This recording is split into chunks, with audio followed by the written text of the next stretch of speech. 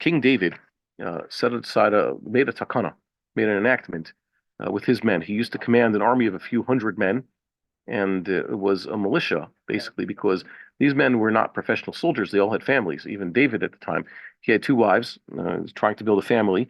They lived in their own town at the time. They were, I guess, they were persecuted by the regime as it was then, Saul's dying regime. And David was undercover, like we said before. He worked ostensibly as a mercenary of the Philistine king Achish, who was stationed in Gath, but really David was attacking Israel's enemies, but he brought back enough spoils to keep Achish happy.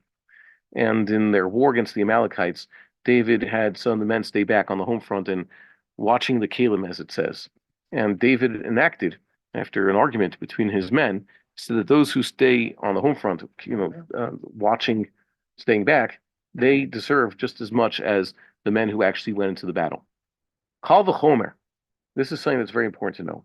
There are those who help by taking up arms and fighting the enemy, and there are those who are helping, for example, on the home front. That's what we said. That's how women are supposed to contribute. There's also those who work as the medics, the emergency responders, the paramedics, and the EMTs, people like that, Hatzalah, MDA, and whatever they have in the army. That's also a critical component of the military, a critical support of the military. They deserve just as much credit as the soldiers. Some people are just not cut out. Their type of personality is not suited more for combat. It's suited for medical purposes and to help those who are hurt in combat.